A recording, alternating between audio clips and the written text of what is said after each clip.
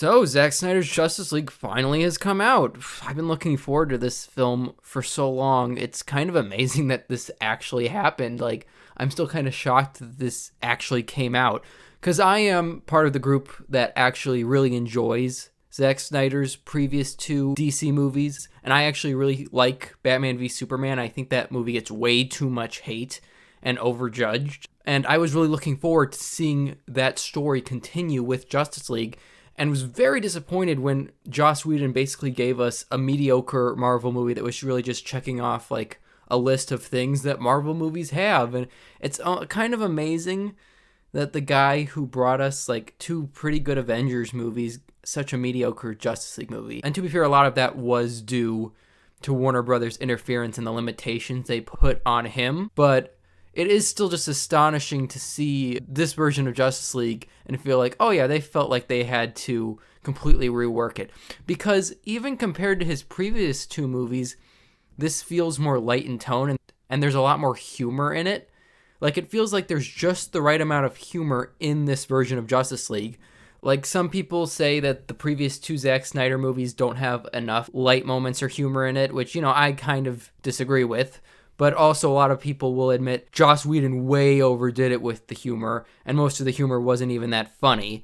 And that this is kind of the right balance between Zack Snyder's super serious interpretation of the DC universe and Joss Whedon's very light version. And I would agree with that for the most part. I think the jokes feel a lot more well balanced into this. And overall, I just think almost everything about this movie feels superior to what we got in theaters like 4 years ago. And it just feels like there's more meaning and depth to the characters, and the story just has more scale, and it feels like a bigger event. Because that's honestly a big problem I had with the 2017 version. It felt like so small in comparison to what came before that I'm like, okay, this just feels insignificant to me. Why should I get like invested in this? And I get to know more about these characters and invested in those characters that makes like the climax seem more impactful. And I will say I do have a couple problems with this movie and the fact that I don't think it really needed to be 4 hours long. Because there's definitely moments, especially in that first half of the movie, that feels like it could have been cut out. Like, I feel like there's a great 3.5 hour cut of this movie that would just flow super well. But like the 4 hour cut as is feels a bit over bloated, and there are scenes you definitely can spot within that first half that you're like, yeah, I can kind of see why this should have been cut out. The most obvious one is after Aquaman's introduction, where like he leaves, similar to how he does in the theatrical version.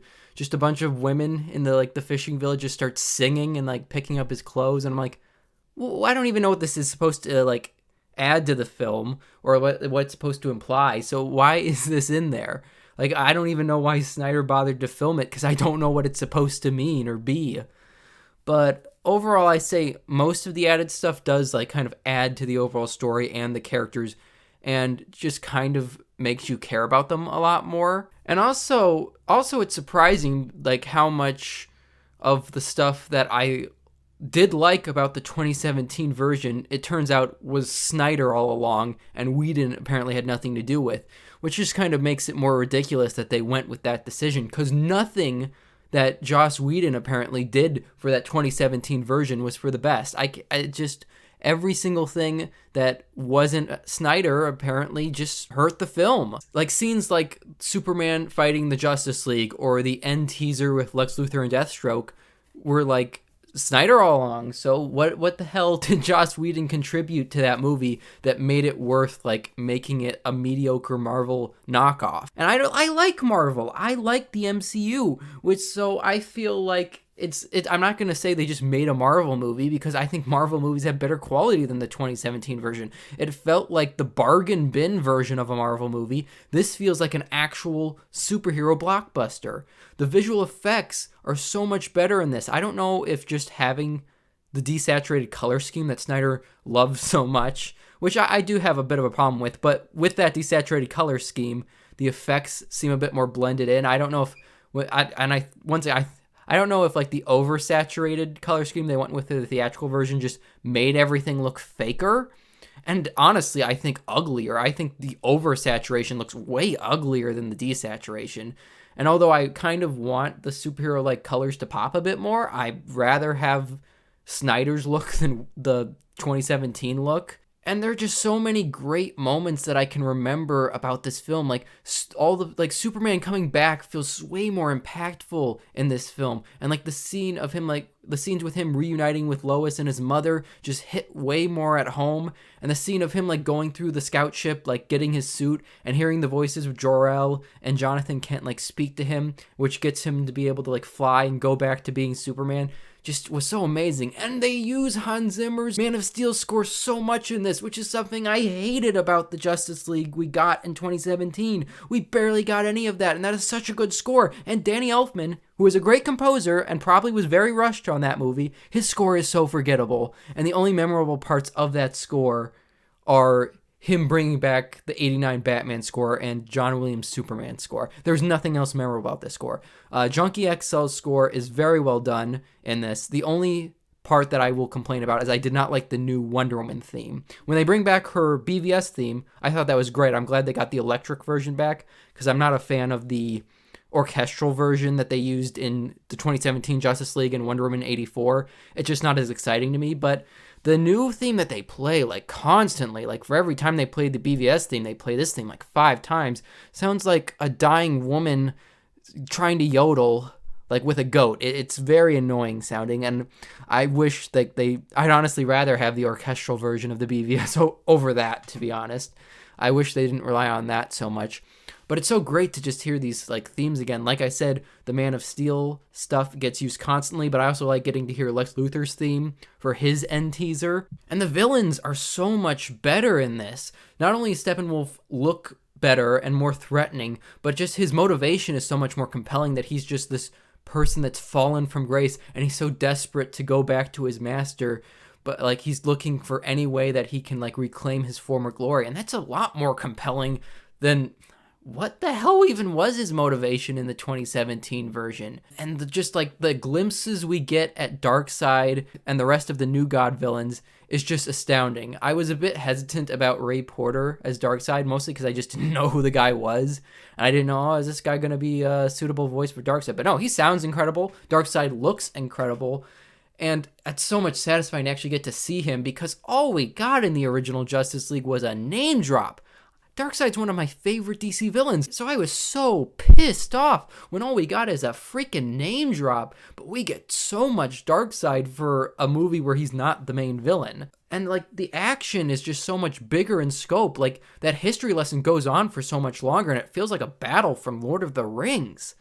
Man, this film just executed so well on so many levels. Oh, and the ending where they basically lose and then Flash is able to time travel back and like fix everything was just very impactful. And Cyborg's storyline about like how he's kind of separated himself from everything, but like he's able to kind of like rebuild that and like find out that he's not broken and that he can still continue on was very impactful. Like there's just so much about this film that just worked for me, and it's just a shame that we got such a butchered version. Like, I know we wouldn't have gotten this version if it had been released in theaters.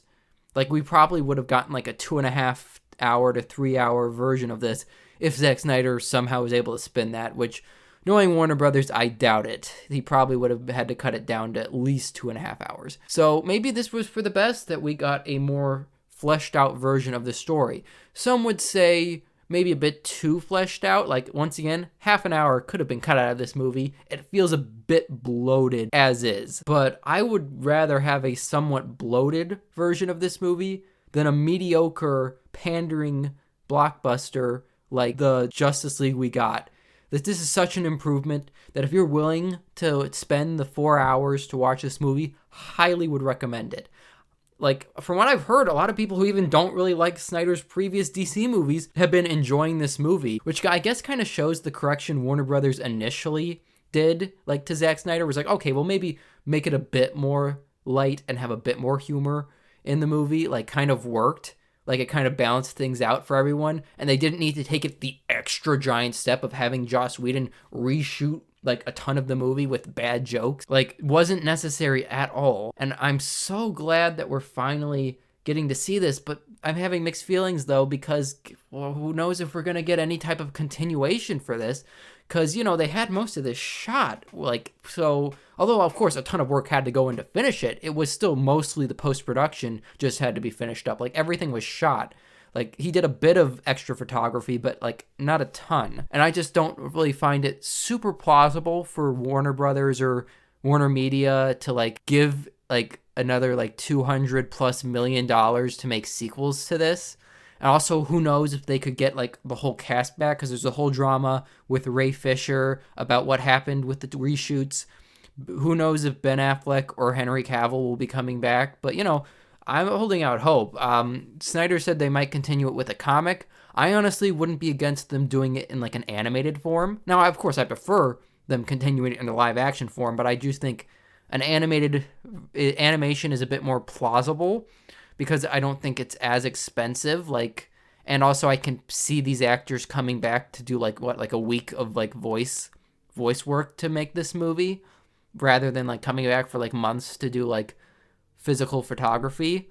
But I would just be up for a continuation of this in any form that is possible. But, obviously I want an actual continuation, but I'll take what I can get. And then just one other quick problem that comes to mind, though, is some of the songs that they choose to incorporate in this film don't really fit super well. Like the scene where Arthur is, like, drinking the whiskey and jumping into the ocean. The music honestly fit a lot better in the 2017 Justice League than this. This felt kind of out of place. But, it's that, once again, I'd rather have, like, these small little nitpicks than, like, the massive disappointment I had with the movie we got in theaters. Oh, and the ending nightmare sequence was so cool. It was so cool to get to see Ben Affleck's Batman and Jared Leto's Joker interact, because that was such a missed opportunity in Suicide Squad, is that they had both those actors playing those characters and they just never interacted at all. And who knows if these actors will ever play the characters after this, so it's nice that they at least got an interaction. And I honestly thought Jared Leto did a pretty good job in that scene, which I guess kind of shows that he did have good potential for playing this character, which I do think was fairly squandered in Suicide Squad.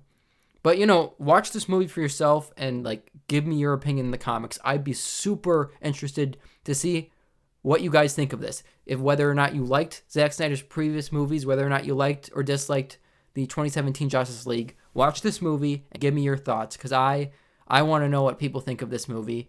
And please do not pirate this movie. Please pay for HBO Max so you can watch this. So that way we have a better chance of them continuing this in some way or form. And everyone, we fucking did it. We finally got this movie. Congratulations. So Danny, what did you think of Zack Snyder's Justice League?